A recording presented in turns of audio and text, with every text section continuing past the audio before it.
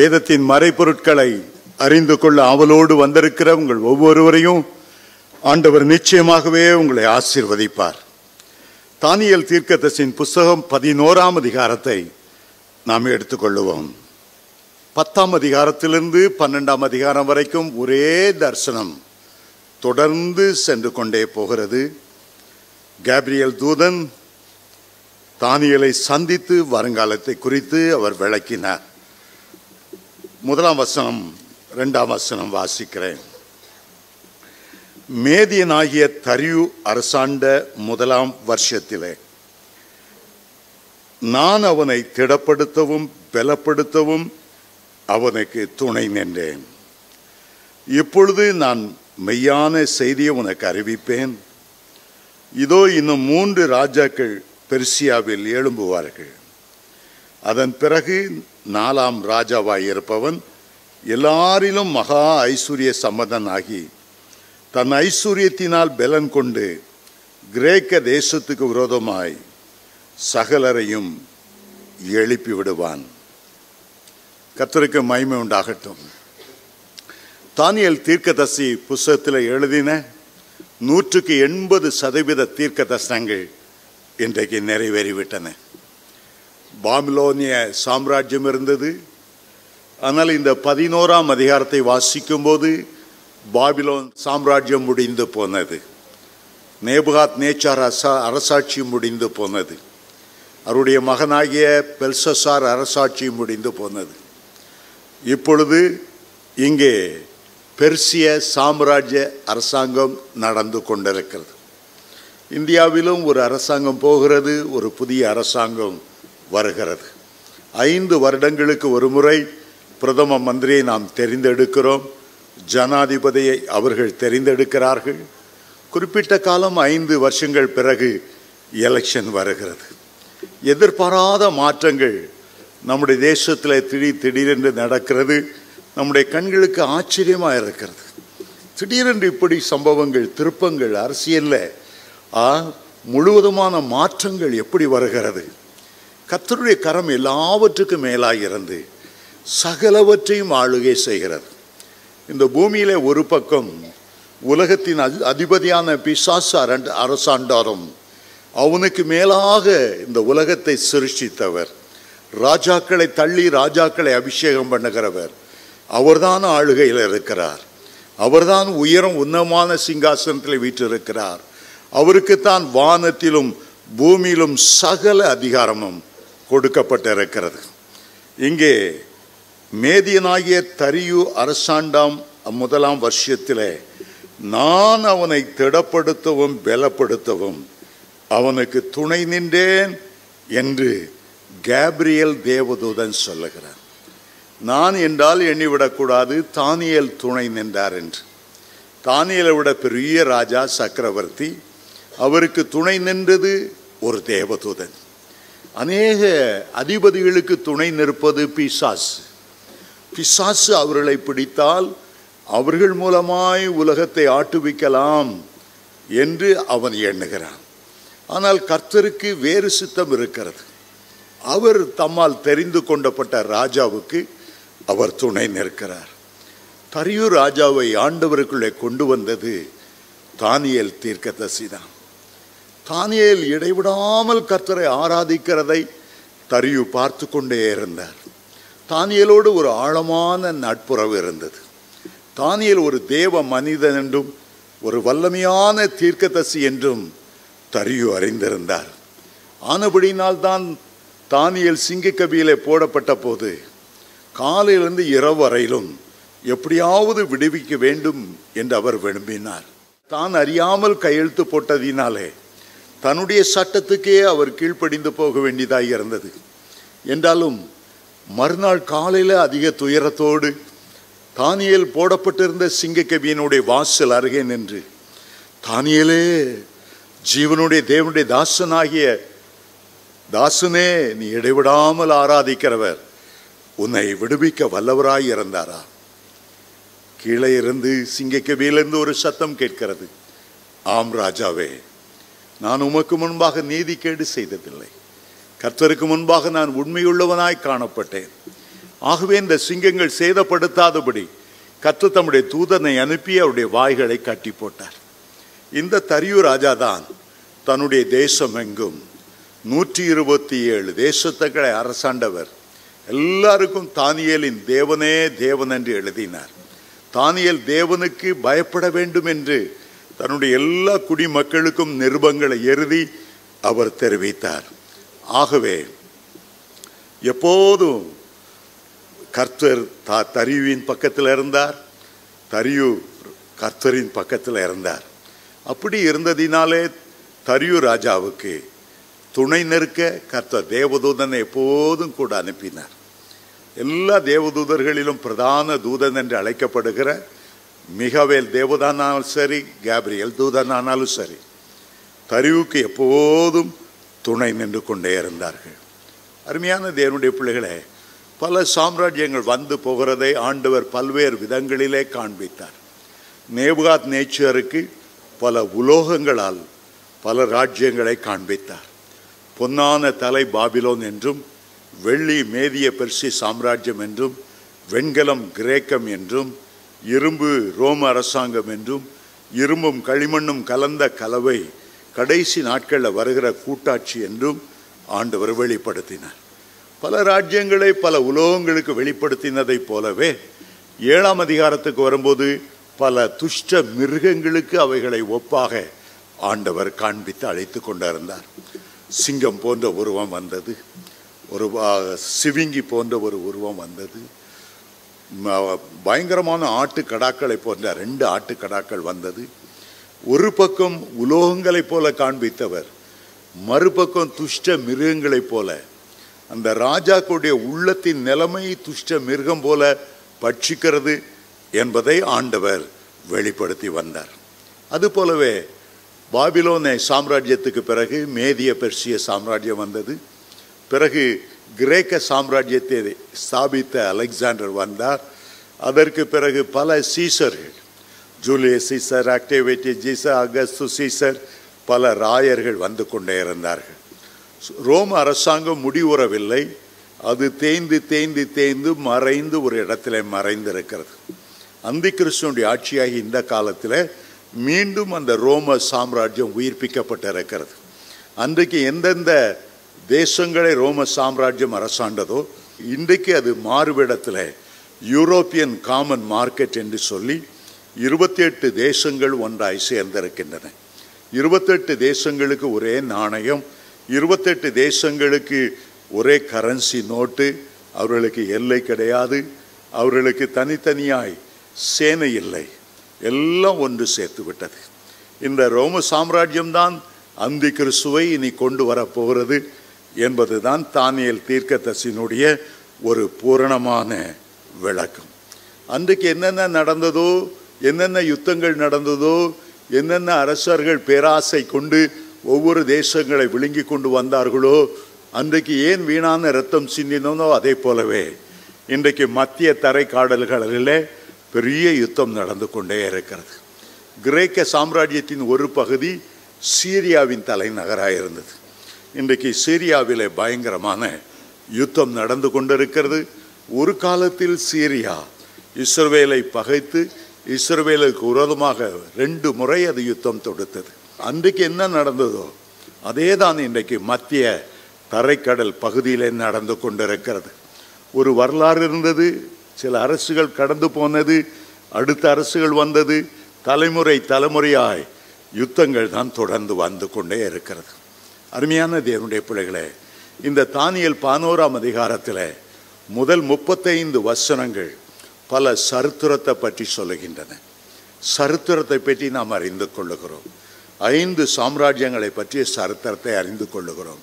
அதற்கு பிறகு வருகிற 10 வசனங்களும் அருமையான ஒரு தீர்க்க தரிசன வசனங்களாய்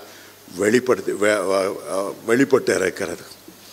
இதை வேதத்தில் மல்கியா தீர்க்கதரிசிக்கு பிறகு அதோடு பழைய ஏற்பாடு முடிந்து போகிறது. பழைய ஏற்பாட்டில் கடைசி தீர்க்கதரிசியாய் வேதாகமத்தில் இடம்பெற்ற ஒரு புத்தகம் மல்கியா தீர்க்கதரிசியின் புத்தகம். மல்கியா தீர்க்கதரிசிக்கும் புதிய ஏற்பாட்டில் உள்ள முதல் புத்தகமான மத்தேயுவுக்கும் இடைவெளியில் 400 வருடங்கள் கடந்து போனது. இந்த 400 வருடங்களை பற்றி வேதம் மௌனமாகவே இருக்கிறது. இந்த 400 வருடங்கள் ஒரு இருண்ட காலம். இஸ்ரவேலின் சரித்திரத்தில் அந்த 400 வருடங்கள் பல யுத்தத்தின் வழியாக கடந்து போனார்கள். ஒரு பக்கம் சீரியா ராஜா அரசாண்டான், மறுபக்கம் எகிப்துக்கு அடிமையாக இருந்தது. 2 தேசங்களுக்குள்ளும் யுத்தம் வரும்போதெல்லாம் இஸ்ரவேல் ஜனங்கள் மிகவும் பாடுபட்டார்கள். சுதந்திரமாய் நிற்க அவர்களுக்கு பலன் இல்லை, பலமுள்ள ராஜா இல்லை, பலமுள்ள இராணுவம் இல்லை. பல ராஜாக்களும் இஸ்ரவேலை மிதித்து ஒடுக்கி அடக்கி வீணாக அவர்களை இரத்தம் சிந்த வைத்தார்கள். 400 ஆண்டுகள் இருண்ட காலம் என்று இஸ்ரவேலின் வரலாற்றில் வாசிக்கிறோம்.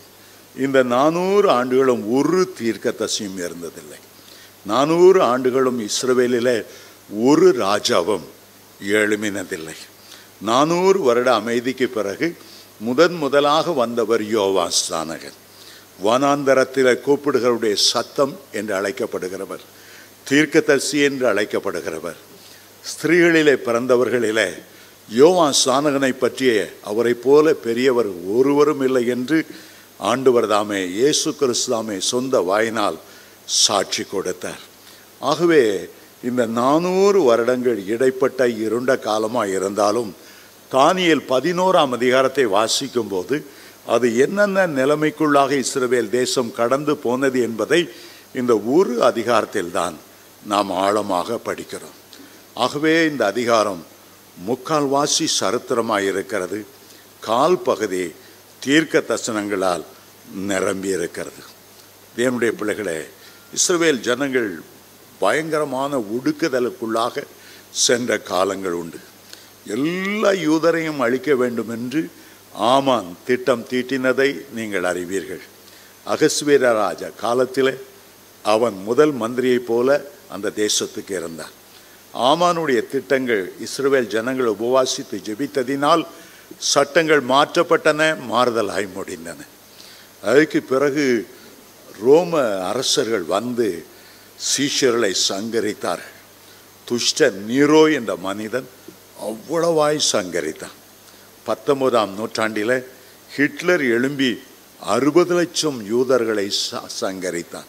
ஹிட்லருக்கு பிறகு கம்யூனிஸ்ட் ரஷ்யா, யுஎஸ்ஆர், இந்த யுஎஸ்ஆர் என்ற பகுதி லெனின், ஸ்டாலின் போன்ற பயங்கரமான கொடுங்கோல சர்வாதிகாரிகள் தங்கள் தேசங்களில் சிதறிந்த யூதர்களை முற்றிலும் அழித்து கொண்டே வந்தார்கள், முற்றிலும் அழித்தார்கள்.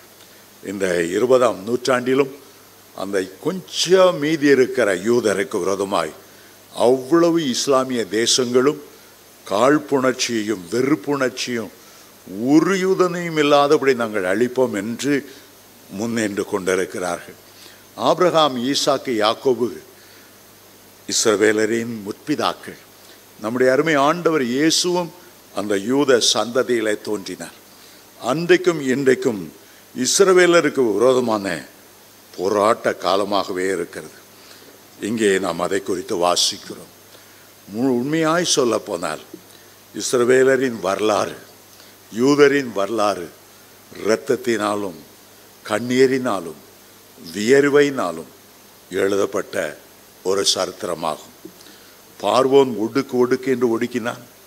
மருத்துவ சீலத்தை சொல்லி ஆண் பிள்ளைகள் பெற்றால் கொல்ல வேண்டும் என்று கட்டளையிட்டான். ஆண் பிள்ளைகள் பிறந்தால் நதியிலே கொண்டு போட்டுவிட வேண்டும் என்று உத்தரவு. யூத குழந்தைகளுக்கு விரோதமாக பயங்கரமான ஒரு வலு சர்ப்பத்தை ஆவி கிரியை செய்து கொண்டிருக்கிறது. ஆகவேதான் நாம் எருசலேமுக்காக ஜெபிக்க கடமைப்பட்டிருக்கிறோம். இஸ்ரவேலருக்காக, யூதருக்காக. 122ஆம் சங்கீதம் 6ஆம் வசனம், எருசலேமுக்காக வேண்டிக் கொள்ளுங்கள், எருசலேமுக்காக வேண்டிக் கொள்ளுங்கள் என்று வேதத்தில் வாசிக்கிறோம். இந்த 11ஆம் அதிகாரம் முழுவதும் ஐரோப்பாவிலும் ஆசியாவிலும் நடந்த சண்டைகளை குறித்து எழுதப்பட்டிருக்கிறது. அந்த காலத்தில் 2 ஒன்றாய் இருந்தது. கிழக்கு பகுதியில் இருக்கிறது ஆசியா, மேற்கு பகுதியில் இருக்கிறது ஐரோப்பா, வடக்கு பகுதியில் இருக்கிறது சிரியா, தென் பகுதியில் இருக்கிறது எகிப்து. பல இந்த 11ஆம் அதிகாரத்தில் வடதிசை ராஜா என்று சொல்லப்படும், தென் திசை ராஜா என்றும் சொல்லப்படும். வடதிசை ராஜா என்பது சீரியாவை அரசாண்ட ராஜாவை குறிக்கும். அதே போல தெற்கே ஆண்ட ராஜா என்று சொல்லும்போது எகிப்தில் உள்ள டாலமி என்ற வம்ச வரலாறு. பார்வோனுக்கு பிறகு ஒரு வம்சாவளி வம்சமாக டாலமி என்ற ஒரு அரசாங்கம் எகிப்தில் நடந்து கொண்டிருந்தது. ரெண்டுக்கும் நடுவே இஸ்ரவேலர் சிக்கிக் கொண்டார்கள். உரலுக்கு ஒரு பக்கம் இடி, மத்தளத்துக்கு 2 பக்கம் இடி என்றது போல எகிப்தின் அரசர்கள் இஸ்ரவேல் வழியாக சீரியாவுக்கு யுத்தம் பண்ண வரும்போது இஸ்ரவேலரை ஒடுக்குவார்கள். சீரியா அப்படியே எகிப்துக்கு விரோதமாக யுத்தம் பண்ண வரும்போது இஸ்ரவேலரை ஒடுக்குவார்கள். எல்லா பக்கமும் ஒடுக்கப்பட்ட ஒரு ஜனங்கள் தான் இஸ்ரவேல் ஜனங்கள். இப்போ நான் வாசிக்கிறேன். மேதினாகிய தரியு அரசாண்ட 1ஆம் வருஷத்திலே நான் என்றால் கேப்ரியேல் அவனை திடப்படுத்தவும் பலப்படுத்தவும் அவனுக்கு துணை நின்றேன். 2வது வசனத்தில், இப்பொழுது நான் மெய்யான செய்தியை உனக்கு அறிவிப்பேன். இதோ இன்னும் 3 ராஜாக்கள் பெர்சியாவில் எழும்புவார்கள். தரியு ராஜா மரித்த பிறகு 1ஆம் தரியு என்ற ஒரு ராஜா அங்கே எழுந்தான். 1ஆம் தரியு என்று அவனுடைய பெயர். அதுக்கு பிறகு 3 ராஜாக்கள் தொடர்ந்து அதில் எழும்புவார்கள் என்று வேதம் சொல்லுகிறது. 4வது ராஜாவை பற்றி சொல்லியிருக்கிறது. அவன் எல்லாரிலும் மகா ஐஸ்வர்ய சம்பந்தனாகி தன் ஐஸ்வர்யத்தினால் பலம் கொண்டு கிரேக்க ராஜ்யத்துக்கு விரோதமாய் சகலரையும் எழுப்பி விடுவான். 4வது ராஜா மேதிய பெர்சிய சாம்ராஜ்யத்தில் வரும்போது அவன் மிகுந்த செல்வந்தனாய் இருப்பானாம், மிகுந்த படைபலம் உள்ளவனாய் இருப்பானாம். கிரேக்க அரசனுக்கு விரோதமாய் அவன் எழும்புவான். இந்த 4வது மேதிய பெர்சிய சாம்ராஜ்யத்தில் உள்ள ராஜா யுத்தத்துக்கு போகும்போது கிரேக்க சாம்ராஜ்யத்தை பிலிப்பு என்ற மன்னன் அரசாண்டு கொண்டு வந்தான். அவன்தான் மகா அலெக்சாண்டருக்கு தகப்பன். மேசிடோனியா என்ற இடத்தை தலைநகராக வைத்து அவன் அரசாண்டு கொண்டு வந்தான். ஆகவே மேதிய பெர்சிய சாம்ராஜ்யத்தில் 4வது ராஜா கிரேக்கரிடத்தில் வலிய சண்டைக்கு போகும்போது அங்கே மகா அலெக்சாண்டர் கர்த்தர் ஏற்கனவே எழுப்பிவிட்டார். அவன் என்ன செய்வான்? மகாபலன் கொண்டான். அன்றைக்கு இருந்த அவ்வளவு ஆசிய தேசங்களை கைப்பற்றினான். அன்றைக்கு இருந்த அவ்வளவு ஐரோப்பியாவையும் கைப்பற்றினான். அவன் வந்தபோது அவனுடைய கைகளில் மேதிய பெர்சிய சாம்ராஜ்யம் முடிவடைந்தது. மேதிய பெர்சிய ராஜ்யத்தில் மொத்தமே 4 பேர் தான் அரசாண்டார்கள். 4 ராஜாக்கள் தான் அரசாண்டார்கள். 1வது தரியு, அதுக்கு அடுத்த பேர் கோரேஸ். இந்த 2 பேரையும் ஆண்டவர் பயன்படுத்தி இஸ்ரவேல் ஜனங்களை விடுதலை ஆக்கும்படி கிருபை செய்தார். இஸ்ரவேலை தங்களுடைய சொந்த பலத்தினாலே விடுதலை ஆகிவிடவில்லை, போராட்டம் நடத்தி விடுதலை ஆகிவிடவில்லை. எப்படி இந்தியா அஹிம்சையினால் விடுதலையானது. காந்திஜி இரத்தமின்றி யுத்தமின்றி நாங்கள் இந்தியாவை கைப்பற்றுவோம். மலை பிரசங்கத்தில் இயேசு சொல்லியிருக்கிறார், சாந்த குணமுள்ளவர்கள் பாக்கியவான்கள், அவர்கள் பூமியை சுதந்தரித்துக் கொள்வார்கள். சாந்த குணமர் உள்ளவர்கள் பூமியையே சுதந்தரித்துக் கொள்வார்கள் என்றால் நான் ஏன் அந்த சாந்த குணமான அஹிம்சையை பயன்படுத்தி இந்தியாவை பிரிட்டிஷார் கையிலிருந்து நான் விடுவிக்க கூடாது என்பதுதான் அவருடைய கேள்வி.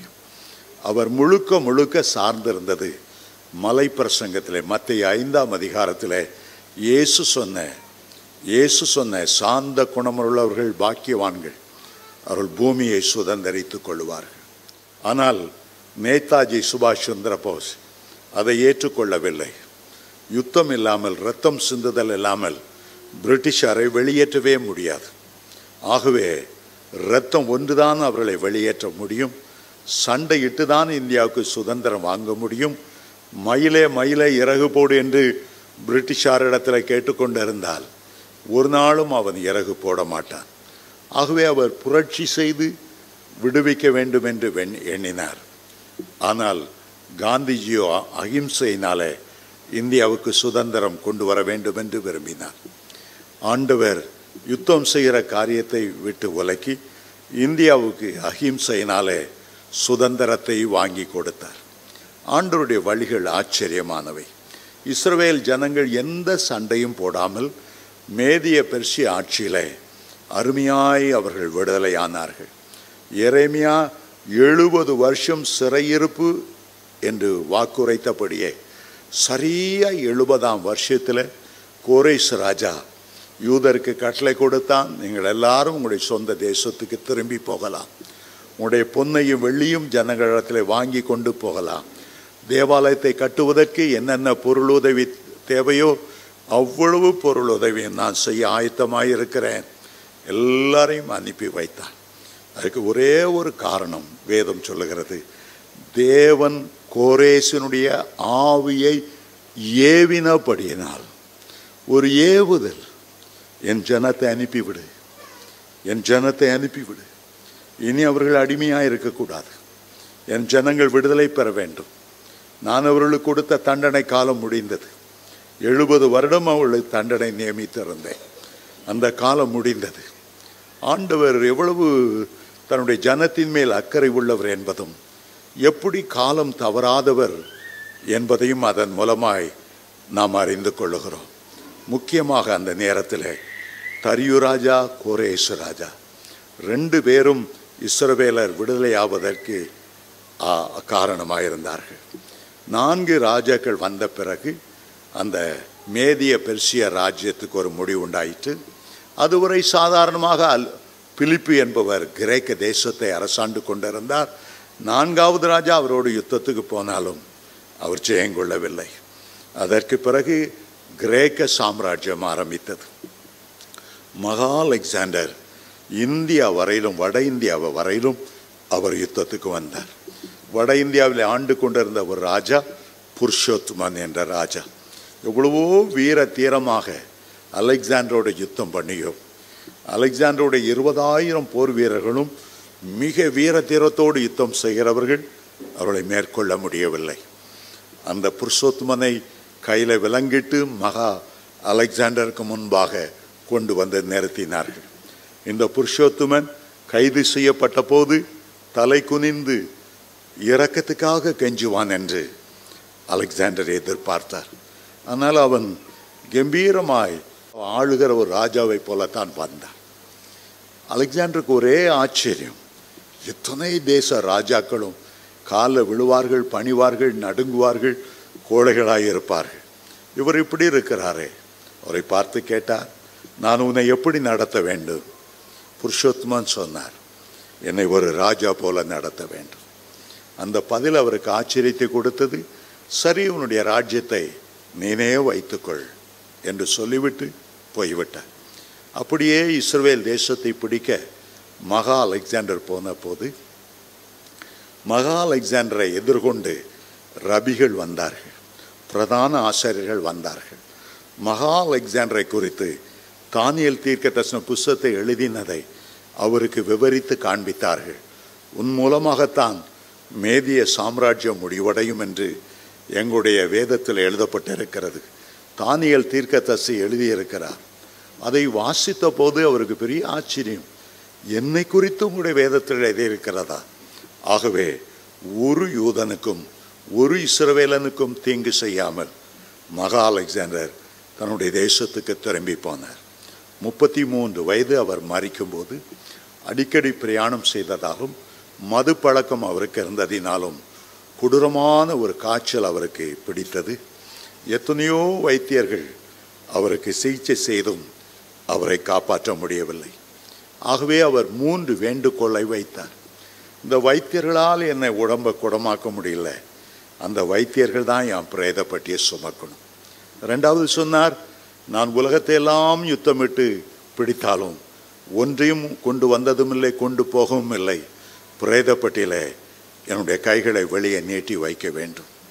3வது அவன் சொன்னான், எனக்கு பிள்ளைகள் எல்லாம் சின்ன பச்சிளம் குழந்தைகளாக இருக்கிறார்கள், அவர்களுக்கு இந்த ராஜ்யத்தை கொடுக்க வேண்டாம், என்னோடு கூட இத்தனை தேசங்களை பிடிப்பதற்கு வந்த 4 தளபதிகள், அந்த 4 தளபதிகளுக்கு இந்த கிரேக்க சாம்ராஜ்யம் பிரித்து கொடுக்கப்பட வேண்டும் என்று சொன்னார். அப்படியே அவருடைய மரணத்துக்கு பிறகு கிரேக்க சாம்ராஜ்யம் 4 பகுதிகளாய் பிரிக்கப்பட்டது. மேற்கே உள்ள ஒரு பகுதி, கிழக்கே உள்ள ஒரு பகுதி, வடக்கே உள்ள ஒரு பகுதி, தெற்கே உள்ள பகுதியாய் பிரிந்தது. ஆனால் அதில் என்ன கஷ்டம் என்றால் 4 தளபதிகளும் தங்களில் யார் பெரியவன், யார் சக்கரவர்த்தியாய் வரக்கூடும், தங்களுக்குள்ளே யுத்தம் பண்ணி கொண்டே இருந்தார்கள். இந்த யுத்தம் 200 வருடங்கள் கிட்டத்தட்ட ரோமர்கள் பலன் கொள்ளுகிற வரையிலும் கிரேக்கர் 4 தளபதிகளும் 4 சிறு சிறு தேசங்களாக பிரிந்து சண்டையிட்டு கொண்டே இருந்தார்கள். இங்கே கீழே எகிப்துக்கு வந்தவர் பேருடைய பெயர் டாலமி, மேலே சிரியாவில் இருந்தவர் பெயர் செலூக்கஸ். இந்த 2 பேருக்கும் இடையே அதிக நாட்கள் தலைமுறை தலைமுறையாக பிள்ளைகளாக யுத்தம் செய்து கொண்டே வந்தார்கள்.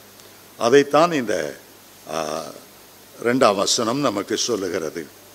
இப்பொழுது நான் செய்ய போகிறதை உனக்கு அறிவிப்பேன். இன்னும் 3 ராஜாக்கள் பெர்சியாவில் எழும்புவார்கள். அதன் பின்பு 4ஆம் ராஜாவாய் இருப்பவன் எல்லாரிலும் மகா ஐஸ்வர்ய சம்பந்தனாகி தன் ஐஸ்வர்யத்தினால் பலம் கொண்டு கிரேக்கு ராஜ்யத்துக்கு விரோதமாய் சகலரையும் எழுப்பி விடுவான். ஆனாலும் பராக்கிரமமுள்ள ஒரு ராஜா, அதுதான் மகா அலெக்சாண்டரை குறிக்கிறது. மகா பராக்கிரமுள்ள ஒரு ராஜா எழும்பி பிரபல்யமாய் ஆண்டு தனக்கு இஷ்டமானபடி செய்வான். அவன் எழும்பின பிறகு அவனுடைய ராஜ்யம் உடைந்து போய் வானத்தின் 4 திசைகளிலும் பகுக்கப்படும். ஆனாலும் அது அவனுடைய சந்ததியாருக்கு அல்ல. கிரேக்க மகா அலெக்சாண்டருடைய பிள்ளைகளுக்கு அந்த ராஜ்யம் கொடுக்கப்படவில்லை. அவர்கள் பாலகர்களாய் இருந்தார்கள், சிறுவர்களாய் இருந்தார்கள், ஆட்சி பொறுப்பேற்க திறமையற்றவர்களாய் இருந்தார்கள். நன்றி கடன் பட்ட அலெக்சாண்டர் என் பிள்ளைகளுக்கு, என் சந்ததிக்கு என்றல்ல, என்னோடு யுத்தம் செய்த தளபதிகளுக்கே அது செல்ல வேண்டும் என்று அதை பிரித்து கொடுத்தான். ஆனாலும் அது அவனுடைய சந்ததியாருக்கு அல்ல, அவன் செய்த ஆளுகையின்படி அல்ல. அவனுடைய ராஜ்யம் பிடுங்கப்பட்டு அவனுடைய அல்லாதவர்களுக்கு வேறு விடமாய் தாண்டி போகும்.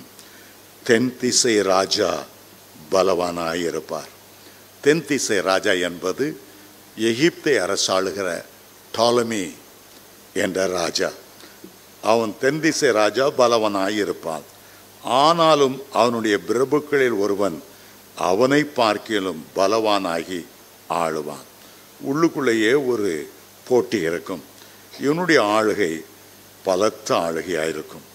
அவர்களில் ஒரு சில வருஷங்களுக்கு பின்பு ஒருவரோடு ஒருவர் சம்பந்தம் பண்ணும்படி தென் திசை ராஜாவின் குமாரத்தி வடதிசை ராஜாவிடத்தில் வருவாள். இந்த டாலமி அந்த வம்சத்திலே வருகிற ராஜா தன்னுடைய மகளை கொண்டு போய் இதுவரைக்கும் சண்டையிட்டு கொண்டிருந்த செலூக்கஸ் என்ற சிரியா ராஜாவுக்கு இந்த பெண்ணை கொடுத்து அதன் மூலமாய் ஒரு ஒப்புரவாகி தான் பலன் கொள்ளலாம் என்று எண்ணுவான். பழங்காலத்திலே அப்படி நடந்தது. சில ராஜாக்கள் ஒருத்தருக்கு ஒருத்தர் ஒப்பந்தம் பண்ணிக்கொள்ளும் போது சிலர் தங்களுடைய குமார்த்திகளை மற்றவர்களுக்கு கொடுப்பார்கள். சிலர் வருஷத்துக்கு இவ்வளவு பொற்காசுகள் உனக்கு தருகிறேன், நீ என்னை பாதுகாத்து கொள்ளணும், நீ எங்கூட யுத்தத்துக்கு வரக்கூடாது. சிலர் உனக்கு மாதந்தோறும் 1000 ஆடுகளையும் 1000 மாடுகளையும் உனக்கு தருவேன். இப்படித்தான் சாலமோனுக்கு பல தேசத்தினுடைய குமார்த்திகள் கொடுக்கப்பட்டார்களாம். சாலமோனுக்கு எகிப்து தேசத்தின் ராஜா தன்னுடைய குமாரத்தை கொடுத்து உடன்படிக்கை பண்ணினான். சீதோனின் ராஜா தன்னுடைய மகளை சாலமோனுக்கு கொடுத்து, இதனால் தான் அந்நிய ஸ்திரீகள் சாலமோன் காலத்தில் பெருகிவிட்டார்கள்.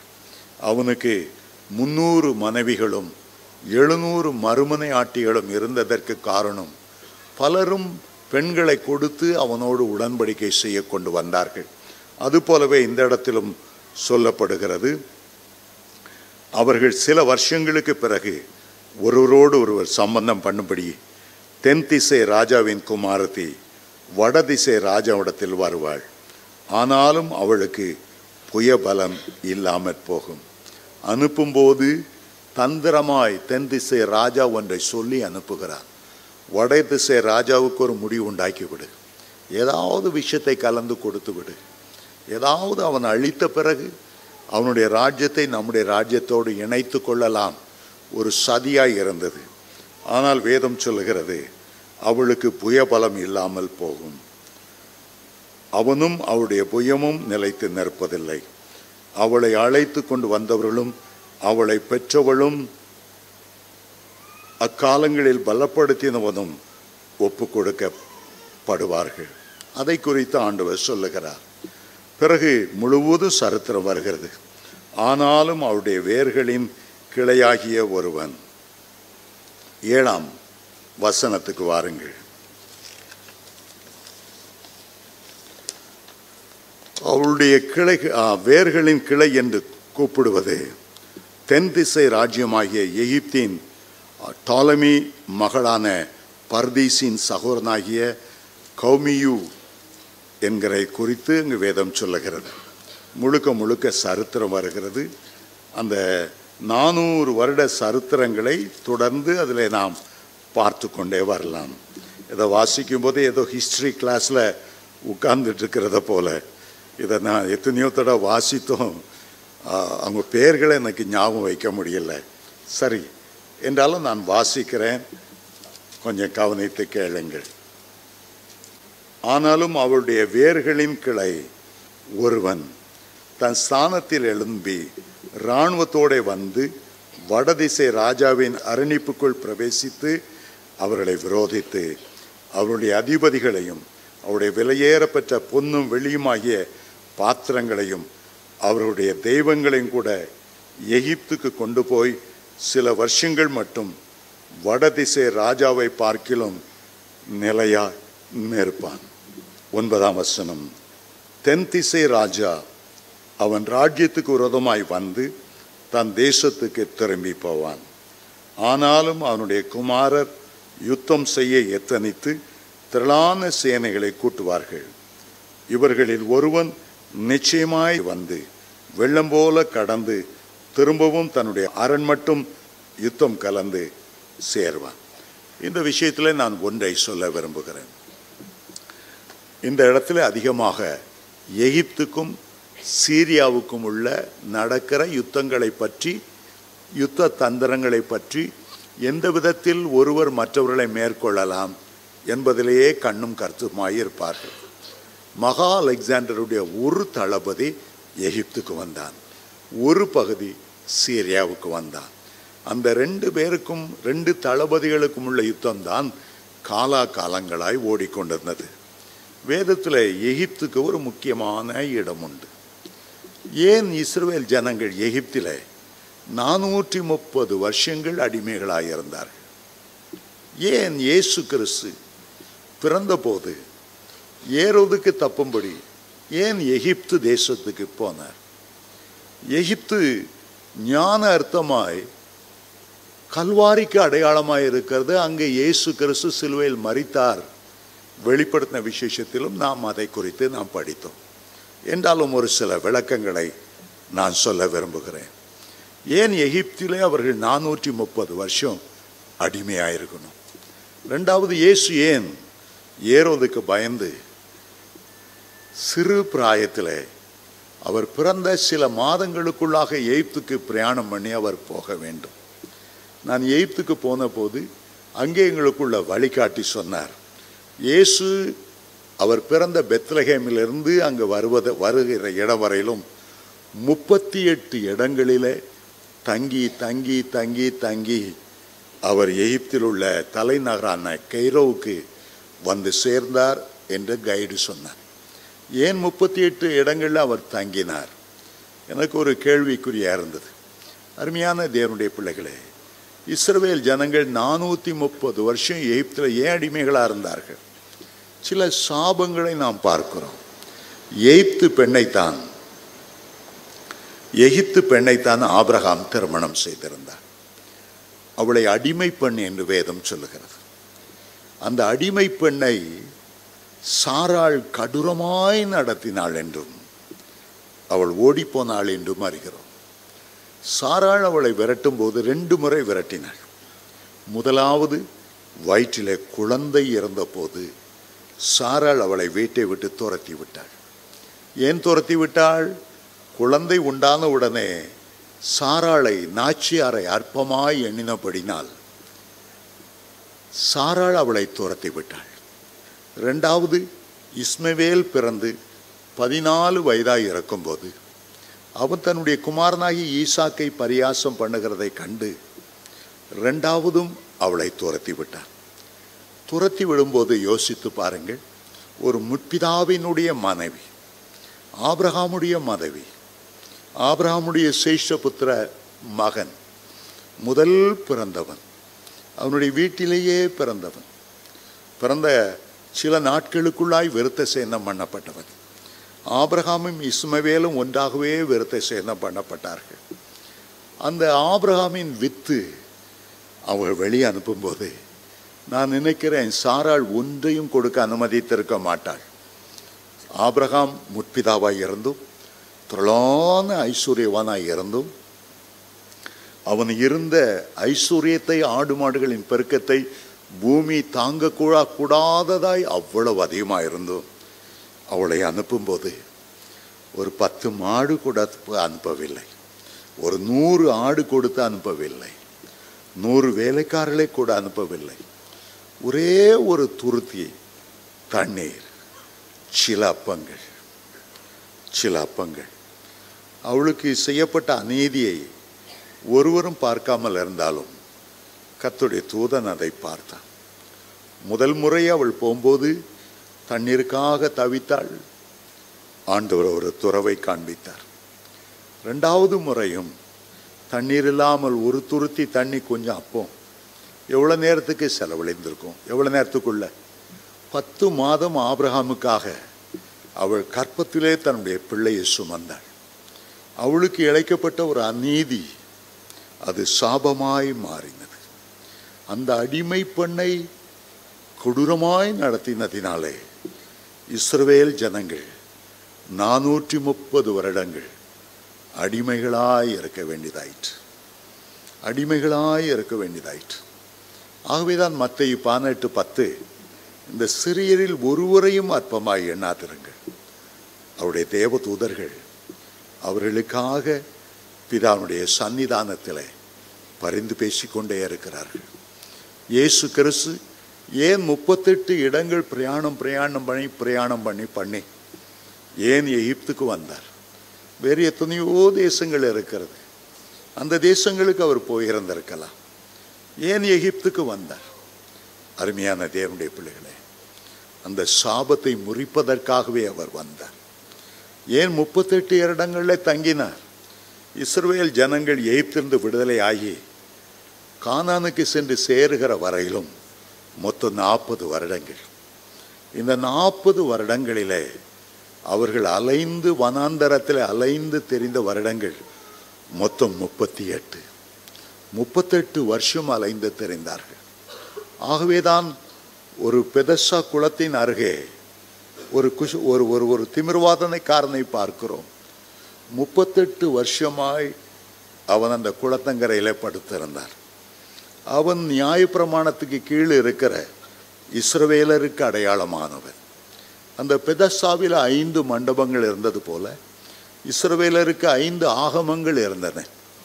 ஆதியாகமம், யாத்ராமம், லேவியராகமம், எண்ணாகமம், உபாகமம் என்ற 5 மண்டபத்தின் கீழே வியாதியசனாய் இருந்த அந்த மனிதன் பழைய ஏற்பாட்டிலே இஸ்ரவேலர் 38 வருஷம் அலைந்து தெரிந்ததற்கு ஒரு அடையாளமாய் இருக்கிறார்.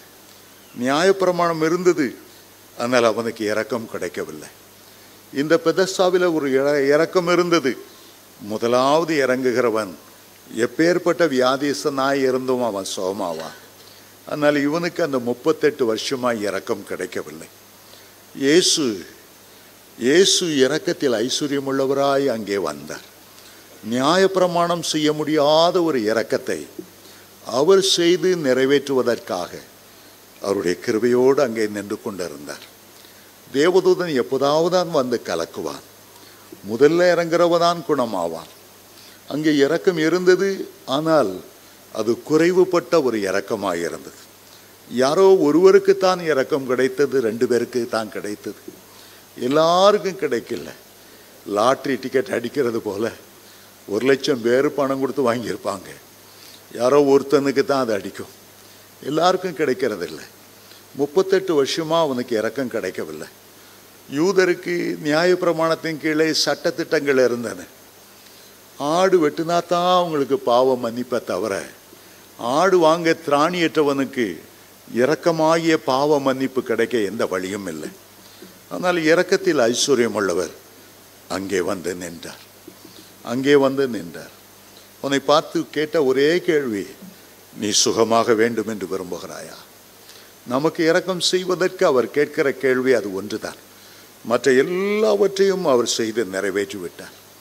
எகிப்தாகிய சாபத்துக்கு நம்மை நீங்களாக்கி மீட்டுக்கொண்டார். ஆபிரகாம் தன்னுடைய மனைவியாகிய ஆகாருக்கு, அதுபோல சாராள் தன்னுடைய மறுமனையாட்டியாகிய ஆகாருக்கு அந்த செய்த சாபங்கள் இஸ்ரவேலர் சுமந்து தீர்க்க வேண்டியதாக இருந்தது. அந்த சாபத்தை கூட இயேசு கிறிஸ்து சிலுவிலே சுமந்து தீர்த்து விட்டார். முக்கியமாக 2 சாபங்கள். ஒன்று, முதல் சாபம் கர்த்தர் மனிதனை சபித்ததினாலே வந்த சாபம். 2வது சாபம் நியாயப்பிரமாணத்தை நிறைவேற்றானால, அதன்படி செய்யானால, அதை கடைபிடிக்கானால வந்த சாபம். ஆண்டவர் புசிக்க கூடாது என்று சொன்ன கனியை புசித்ததினாலே முள்ளும் குறுக்கும் பூமியிலே விளைத்தது. ஆகவேதான் ஆண்டவர் முள்முடி சூட்டி அந்த சாபத்தை உடைத்தார். நியாயப்பிரமாணத்தை மீறுவது சாபம். அந்த நியாயப்பிரமாணத்தின் சாபம் என்றால் ஒரு மரத்திலே தொங்கி சாவது நியாயப்பிரமாணத்தின் சாபம். கீழ்ப்படியாத சாபம் முள்ளாயிருந்தது. நியாயப்பிரமாணத்தின் கீழ்ப்படியாத சாபம் மரத்திலே தொங்கி சாகிற சாபம். ஆகவேதான் அப்சலோம் தன்னுடைய தகப்பனுக்கு விரோதமாய் யுத்தம் செய்ய புறப்பட்டு அவனுடைய தலைமயிர் ஒரு கர்வாலி மரத்திலே தொங்கி அவன் ஜீவனை கொடுத்தான். அதுபோல இயேசு ஒரு பக்கம் முள்முடி சூட்டப்பட்டவராயிருந்தார், மறுபக்கம் மரத்திலே தொங்கி அவர் ஜீவனை கொடுத்தார். எத்தனையோ முறை பட்டயத்தால் வெட்ட முயற்சித்தார்கள், எத்தனையோ முறை கற்களினால் அவரை எரிந்து கொல்ல முயற்சித்தார்கள். சில முறை அவரை உயர்ந்த மலைக்கு ஏறி கொண்டு போய் கீழே தள்ளி அவரை கொல்ல முயன்றார்கள். ஆனால் அவரோ மறைந்து போனார். சாபங்களை முறிப்பதற்காக அவர் எகிப்துக்கு போக வேண்டியதாயிற்று. இந்த அதிகாரம் முழுவதையும் நாம் தொடர்ந்து பார்க்கும்போது தென்திசை ராஜா அது எகிப்தில் உள்ள ராஜாவை குறித்து கொண்டே வருகிறது. 11ஆம் வசனத்திலிருந்து தொடர்ந்து வாசிக்கிறேன். அப்பொழுது தென்திசை ராஜா கடும் கோபம் கொண்டு புறப்பட்டு போய் வடதிசை ராஜாவோடு யுத்தம் பண்ணுவான். இவன் பெரிய சேனையை ஏகமாய் நிறுத்துவான். ஆனாலும் அந்த சேனை அவன் கையில் ஒப்பு கொடுக்கப்படும். அவன் இந்த சேனையை நீக்கின பின்பு அவனுடைய இருதயம் கர்வம் கொள்ளும். அவன் அநேகமாயிரம் பேரை மடுவிப்பான், ஆனாலும் பலம் கொள்ள மாட்டாது. சில வருஷங்கள் சென்ற பின்பு வடதிசை ராஜா திரும்ப முந்தின சேனையிலும் பெரிதான சேனையை சேர்த்து மகா பெரிய சேனையோடு வெகு சம்பத்தோடும் நிச்சயமாய் வருவான். அக்காலத்திலே தென்திசை ராஜாவுக்கு விரோதமாக அநேகர் எழும்புவார்கள். அப்பொழுது உன் ஜனத்தில் உள்ள துண்டறிக்கைக்காரர் புத்திரர் தரிசனத்தை நிறைவேற்ற தங்களை உயர்த்துவார்கள். அப்பொழுது உன் ஜனங்கள் என்று சொல்வது இஸ்ரவேல் ஜனங்களை குறிக்கிறது. துண்டற்காரரின் புத்திரர், துண்டற்காரர் என்றால் வரி வசூலிக்கிறவர்கள். அதிகமான வரியை இஸ்ரவேல் தேசத்தின் மேல் சிறிய தேசா அவன் விதிப்பான். அந்த தண்டற்காரரின் புத்திரர் தரிசனத்தை நிறைவேற்ற தங்களை உயர்த்துவார்கள். வடதிசை ராஜா வந்து கொத்தளம் போட்டு அரணான நகரங்களை பிடிப்பான். தென்திசை ராஜாவின் புய பலன்களும் அவன் தெரிந்து கொண்ட ஜனமும் நில்லாமல் போகும். எதிர்க்கிறதற்கு பலன் இராது. ஆகையால் அவனுக்கு விரோதமாய் வருகிறவன் தன் இஷ்டப்படி செய்வான். அவனுக்கு முன்பாக நிலை நிற்பவன் ஒருவனும் இல்லை. அவன் சிங்காரமான தேசத்தில் தங்குவான். இங்கே சிங்காரமான தேசம் என்று வேதம் சொல்லுவது இஸ்ரவேல் தேசத்தை குறிக்கிறது. அந்த சிங்காரமான தேசத்திலே முக்கியமாக எருசலேம் அவனுடைய கையின் கீழாய் வரும். இன்றைக்கும் நீங்கள் இஸ்ரவேல் தேசத்துக்கு போய் பார்த்தால் அவர்கள் சொல்வார்கள், முழு உலகத்திலும் பரிசுத்தமான ஒரு தேசம் உண்டென்றால் அது இஸ்ரவேல் தேசம். இஸ்ரவேல் தேசத்தில் பரிசுத்தமான பட்டணம் எது என்று கேட்டால் எருசலேம் பட்டணம் என்பார்கள். எருசலேம் பட்டணத்தில் முக்கியமான பகுதி எது என்று கேட்டால் ஆலயம் இருக்கிற பகுதி தான் முக்கியமான பகுதி. அந்த ஆலயத்தில் முக்கியமான பகுதி என்ன? அது மகா பரிசுத்த ஸ்தலம். மகா பரிசுத்த ஸ்தலம். அதில் முக்கியமான பகுதி என்ன?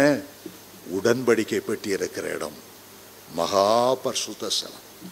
உடன்படிக்கை பெட்டியிலும் பரிசுத்தமானது என்ன? அங்கே இருக்கிற 2 கற்பலைகள்.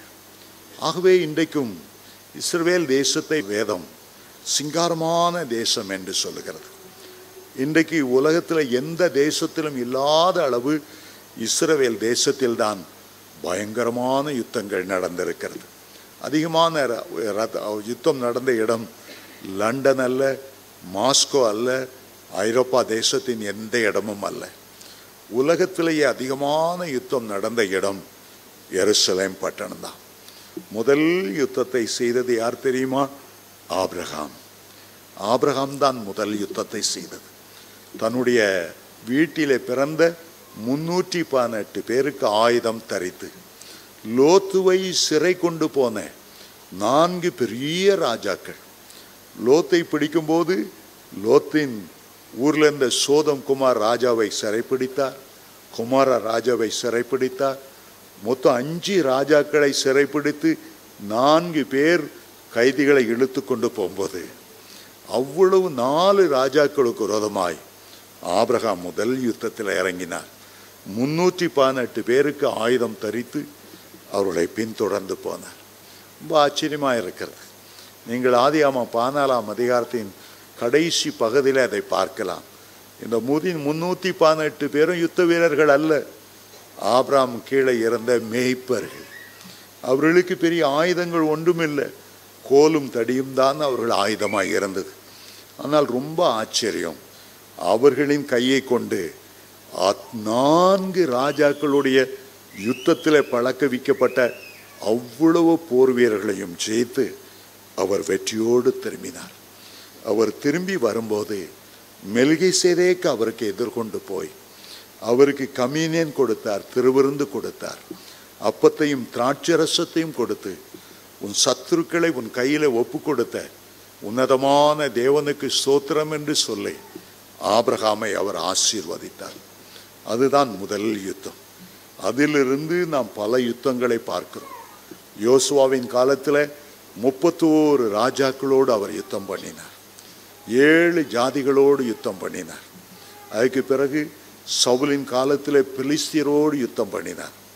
தாவீதின் காலத்தில் அவருடைய ராஜ்யம் பலுகி பெருகும்படி, அவருடைய எல்லைகள் விரிவடையும்படி நூற்றுக்கணக்கான ராஜாக்களுக்கு விரோதமாய் தாவீது புறப்பட்டு போய் யுத்தம் செய்து ஆகவே தன்னுடைய தேசத்தை விரிவுபடுத்தினார். தாவீது அவ்வளவு பக்திமானாய் இருந்தோம், ஆண்டவரை நேசித்தோம். ஆண்டவர் சொல்லிவிட்டார், உன்னுடைய கையினாலே நீ அவ்வளவு யுத்தத்தை செய்தாய், இரத்த கரை படைந்து போயிருக்கிறது. இந்த கைகளை கொண்டு நீ ஆலயத்தை கட்ட முடியாது, உன்னுடைய கைகள் இரத்தம் தோய்ந்த கரங்கள். ஆனால் உன்னுடைய கற்ப பிறப்பாக ஒரு மகனை நான் எழும்ப பண்ணுவேன், சாலமோனை எழும்ப பண்ணுவேன். அவனுடைய காலத்தில் யுத்தமெல்லாம் ஓய்ந்து அமைதியாக இருக்கும். ஈசாக்கின் வம்ச வழியில இயேசு கிறிஸ்து வந்தார். அவர் சமாதான பிரபு. அவர் ஒரு யுத்தமும் செய்யவில்லை. அவருடைய வழிகள் எல்லாம் தியாகமாய் இருந்தது. தன்னையே தியாகமாய் ஒப்பு கொடுத்தார். அவர் யுத்தம் செய்து ரத்தம் சிந்தவில்லை, நம்முடைய பாவங்களுக்காக ரத்தம் சிந்தினார். பாவ மன்னிப்புக்காக ரத்தம் சிந்தினார். உலகம் பல யுத்தங்களினால் தொய்ந்து போயிருக்கிறது. ஒருவர் சுயநலமாய் யுத்தம் செய்து கொண்டிருக்கிறார்கள். இந்த உலகம் இரத்த கரை படிந்த ஒரு உலகம். முதல் இரத்த சாட்சியாக ஆபேல் மரித்த நாள் முதற்கொண்டு நம்முடைய ஆண்டவரும் இரத்த சாட்சியாய் மரித்து இந்த உலகம் இரத்த பழிகளாலும் இரத்த கரைகளாலும் நிரம்பி இருக்கிறது. நம்முடைய இருதயமோ சமாதான பிரபுவாகி இயேசு வருவதை அவளோடு எதிர்பார்த்து கொண்டிருக்கிறோம். அவர் வரும்போது தான் நம்முடைய தேசத்தில் சமாதானமும் சந்தோஷமும் நிலவும். தமிழக ஹிஸ்டரியை படிக்கும்போது குப்தர் காலம் பொற்காலம் என்று சொல்லுவார்கள். குப்தர் காலத்திலலாம் 90 வயசு ஒரு கிழவி தன்னுடைய இடுப்பில் தங்க குடத்தை வச்சுட்டு நடுராத்திரி 1 மணிக்கு தண்ணி எடுக்க போவாளாம். அவளை யாரும் தீங்கு செய்ய மாட்டாங்களாம்.